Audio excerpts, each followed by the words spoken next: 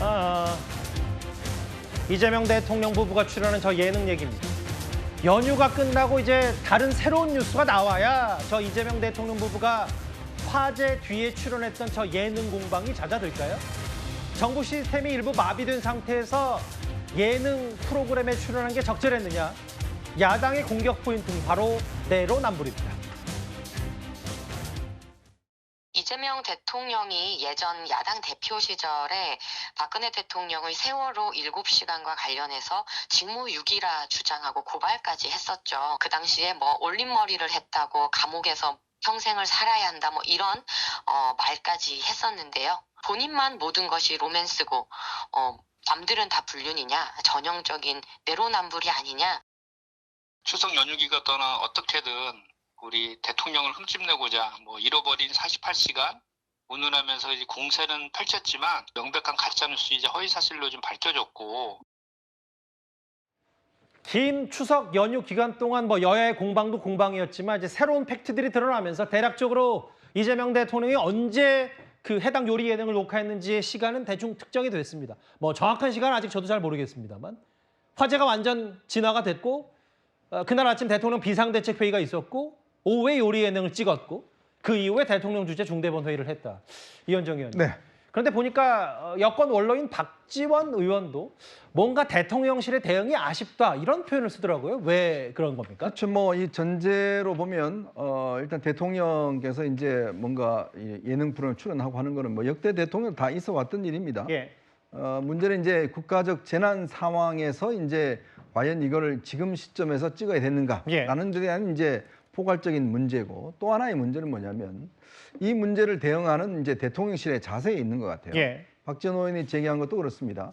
항상 이런 논란과 있을 때는 제일 좋은 방식은 일단 정직하게 이야기하는 거예요. 솔직하게. 네, 대통령이 정말 분초 단위로 대통령 일정이라는 게 사실 뭐 국가적 어떤 기밀일 때도 있지만 그러나 국민들에게 충분히 공개할 필요도 있는 거 아니겠습니까?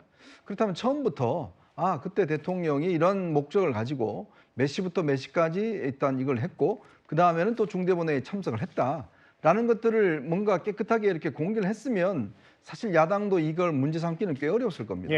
근데 문제는 처음에 대응이 아예 이거는 싹 빼놓고 대통령이 이랬는데 왜 48시간 이야기를 해서 거짓말하느냐, 뭐 고발하겠다는 이야기부터 먼저 대통령실에서 했지 않습니까? 그렇다면 그게 과연 대변인 혼자의 생각이었겠어요? 그건 아니거든요. 대변인 위에 홍보수석이 있잖아요. 홍보수석 위에 일단 지금 비서실장이 있지 않습니까? 그러면 이런 문제가 생기면 비서실장, 홍보수석, 그다음에 대변인이 이거에 대한 대응을 어떻게 할 것인지 거기에 정무수석도 끼기도 하고 그래서 뭔가 어떤 기조를 정합니다.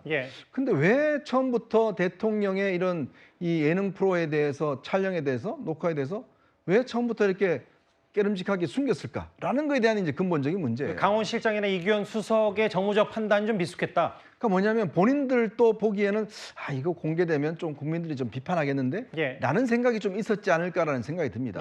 자, 그렇기 때문에 떳떳하게 공개를 못한 거 아니겠어요?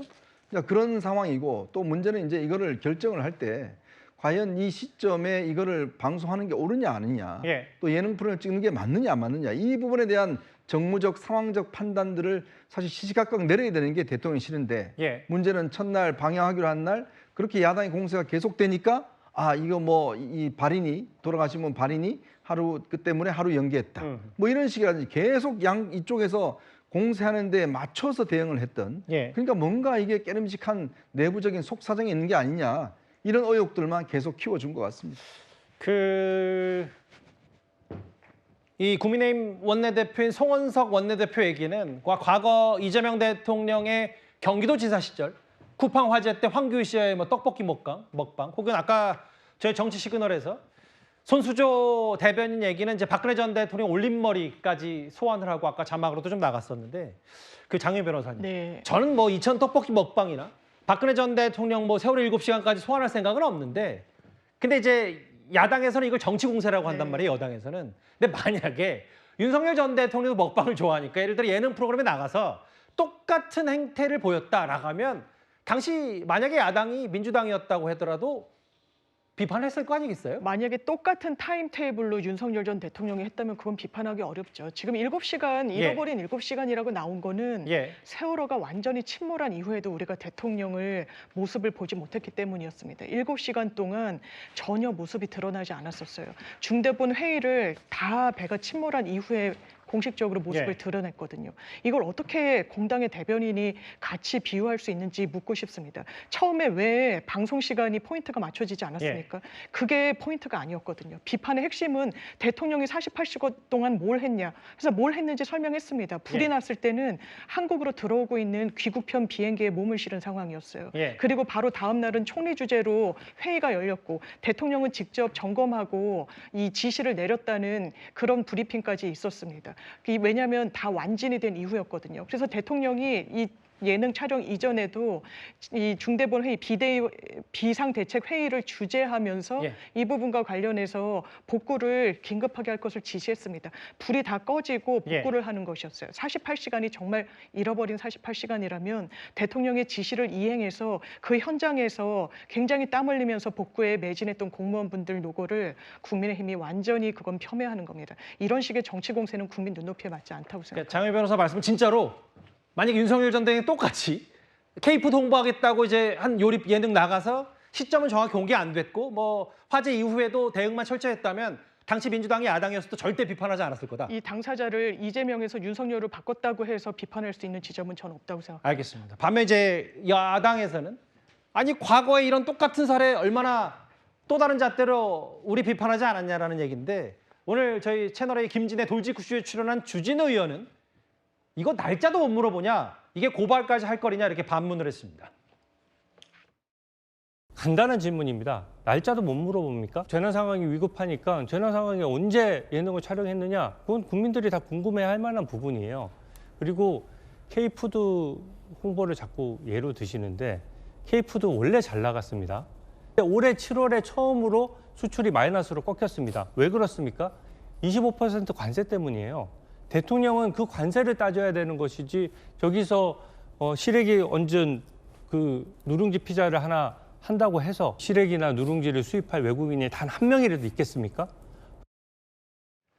뭐 가짜 정보다 왜 트집이냐라고 얘기하지만 오늘 주진우 의원 얘기는 아니 녹화 날짜도 못 물어보냐, 야당 의원이 떳떳하다면 왜 처음부터 안 밝혔냐고 했고 오늘 장동혁 대표가 연휴 기자회견을 자청해서 냉장고가 아닌 관세를 부탁해라는 표현을 쓰면서 지금 당면한 과제는 이재명 대통령이 이게 아니다라는 표현을 한 것 같아요. 그렇죠. 명절을 맞아서 대통령이 국민들과 소통하고 싶다라고 생각을 한 것으로 보이는데 국민들께서 지금 대통령에게 듣고 싶은 이야기는 이렇게 냉장고를 열어서 요리를 하는 예능이 아니라 미국과의 관세 협상은 어떻게 되어가고 있는지 그리고 이번 추석 같은 경우에는 EU에서도 우리 철강에 관해서 50% 관세를 부과하게 되는 부분들 그리고 환율이 1,420원이 넘었습니다. 부동산 가격도 계속 치솟고 있는 이러한 부분들에 대해서 대통령께서 앞으로 어떻게 나아갈 것인지 진중한 이야기를 듣고 국정에 대해서 안정감을 주는 것이 먼저가 아니었나라는 생각을 할 수밖에 없는데요.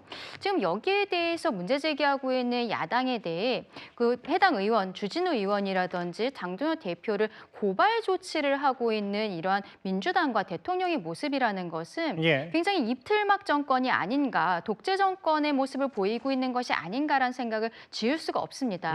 이게 화재가 완진이 된 뒤에 촬영을 했으니까 괜찮다라고 이야기를 하고 있습니다만 이번 사건 같은 경우에는 국가적 재난으로까지 지정이 된 것이 결국에는 데이터가 소실됐다는 거예요. 그리고 이게 9월 26일 날 화재가 있었는데 오늘 10월 9일까지도 복구는 27% 정도밖에 되지가 않은 상황입니다. 그렇다면 지금 화재가 완진된 것과는 별개로 데이터가 복구가 되고 있지 않은 이 상황이 계속 지속되고 있는 것인데 마치 불만 닦으면 괜찮다라고 이야기하는 것은 이것은 앞뒤가 맞지 않는 것이 아닌가라는 부분도 지적하고 싶습니다. 이 예능 프로그램 출연 자체가 추석 연휴 내내 여러 공방을 부른 이유가 뭐냐면 바로 국가 전산 시스템 자체가 일부 마비가 됐는데 대통령이 한가롭게 예능 출연하는 게 말이 되냐 이 야당의 비판 때문이었는데 최진봉 교수님 오늘 행안부가 공개한 수치가 하나 있는데 보니까 전산 시스템이 중단됐던 게 애초 파악됐던 게 정확히 647개였는데 다시 보니까 709개였다. 아니 복구율도 그렇고.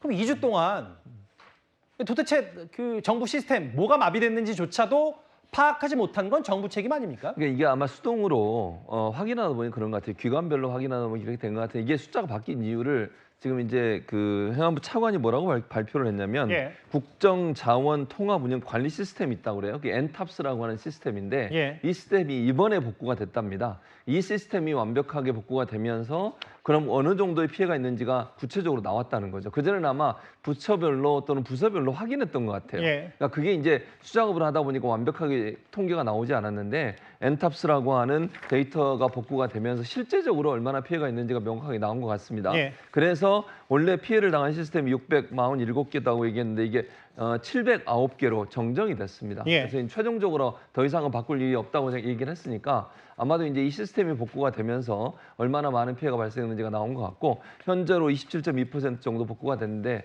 전 뭐 정부뿐만 아니라 민간업체까지 다 달라붙어서 지금 어떻게든지 복구를 하려고 노력을 하고 있으니까 예. 우리가 좀 더 기다려보고 더 열심히 할 수 있도록 응원해야 될 거로 생각합니다. 뭐 이재명 대통령이 모든 걸 다 할 수 있는 만기칠람할 수는 없는데 이제 문제는 전산 화재 직후에 여러 가지 얘기들이 좀 나왔고 실제로 2주 동안 저 전산 시스템 마비 특정 숫자조차 파악하지 못한 우리 정부 아니냐, 행안부 아니냐 비판 목소리도 있는 것 같습니다.